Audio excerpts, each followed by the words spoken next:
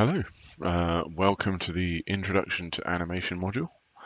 We're going to start with this lesson as your foundation learning. So this is designed to be completed before you start the module. And I'm going to introduce you to some basic animation concepts.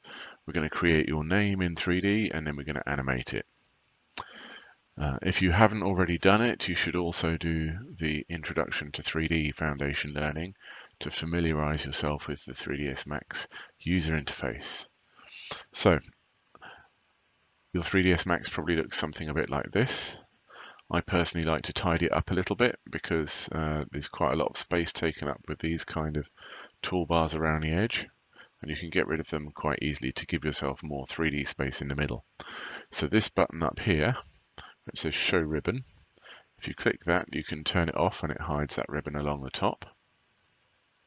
And then for these two on the side here, this dotted line right at the top here, if you drag the dotted line out into the middle of the screen, make sure that there's none of that blue stuff around because it will try and dock it.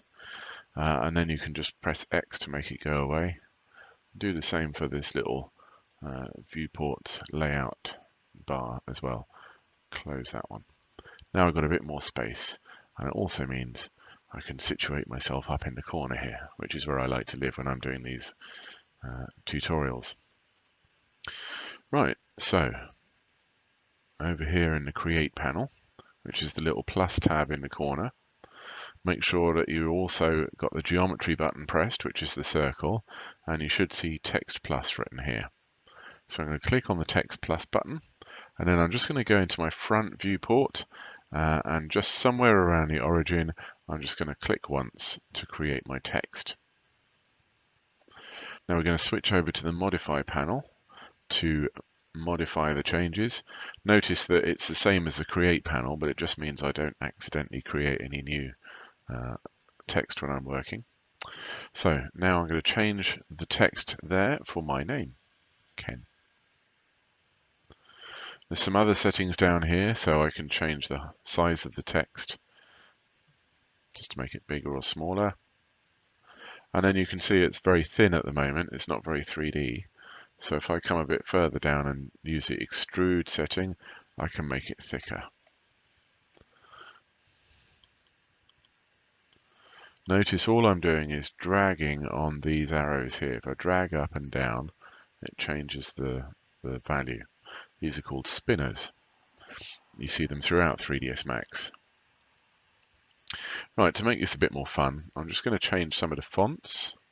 So let's go for, what have we got? Juice. I like Juice. Go for E. Let's choose brush script for E, and then for the N, I'm going to choose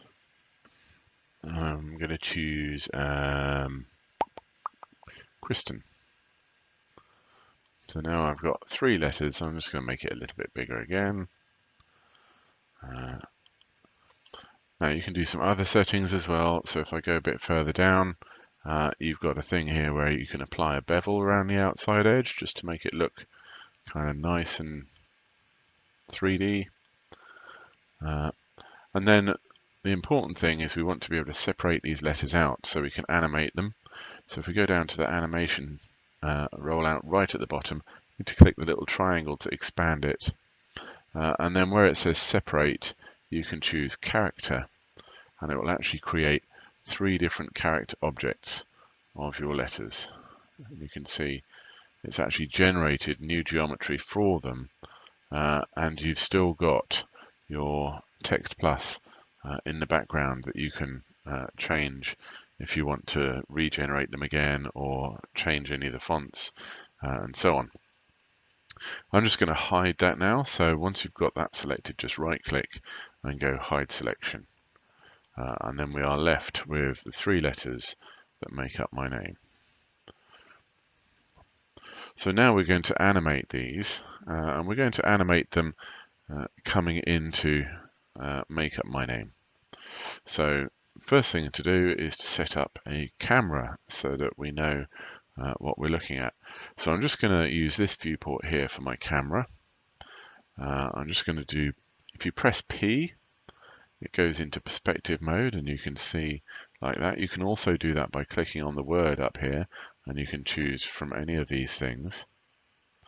Then if you press F3, it goes to a fully solid view, like so. F3 toggles between wireframe and solid, and F4 will toggle the wireframe on top of the solid. Okay. Now let's get it to a position I like, something like that. And then I just do Control C to create a camera. And you can see now here it says physical camera 01 instead of perspective. And in my perspective view, you can see I now have a camera looking at the work that I'm creating. So this is going to be my view, and I can spin this round, and this is what I'm actually going to be creating. The last thing I'm going to do to set up my camera is I'm just going to set up the aspect ratio of the view. So if I go up to here where it's got a little teapot with a cog on it, which is your render setup, you can also press F10 to get the same thing up. You'll see down here there's different settings you can use. So I've got on HD video. If yours doesn't default to HD video, then just choose HD video off the list. It's right at the bottom. And then I'm going to make it into full HD, so that's 1920 by 1080, just by clicking the button there, and you can see that's the full size. Then if I go back to my physical camera view here, I'm just going to middle click in the viewport to select the viewport without actually accidentally selecting or deselecting anything. And I'm going to go Shift F, and that shows the safe frames. And what it means is this extra yellow border that's been put around is actually the view that I'm going to see when I render. So you can see that everything is well in screen. Now we've got that up. To make life a bit easier, I'm just going to hide the cameras so I don't have to worry about them when I'm animating now. So if I right click and go hide selection again, you see my camera is no longer visible. It's not getting in the way when I'm trying to set all this up. So I'm going to start off by positioning things where I want them to finish. So a bit like that. And when I'm moving them around, although I'm moving them in this perspective viewport here, I'm keeping an eye on the camera to make sure that it looks nice in the camera view, because that's really what we care about.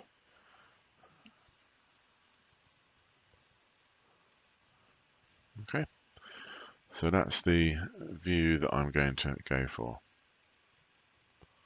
Ken. And then the last thing I'm going to do is I'm just going to put a floor plane in so that I can get some kind of context for this, and we'll see some shadows and so on.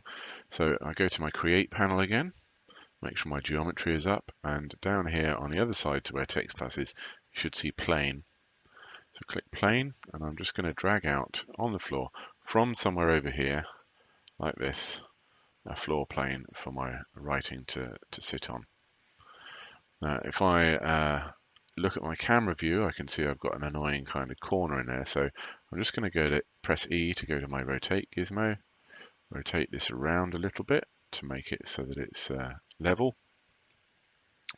I go back to my modify panel over here, and I can change my plane parameters, and I'm just going to make it wider so that it takes up the full width of the camera view there and makes it a bit more special. In my camera view as well, I've just middle clicked in here to make sure it's selected, and you can see that by the dull yellow line around the outside of the viewport. I'm just going to press G to turn off the grid so I can actually see the floor as it will look. And then over here where it says standard, I'm going to click on standard and choose high quality. And this will give me the shadows and everything. So again, I know much clearer what it's going to look like in my final animation.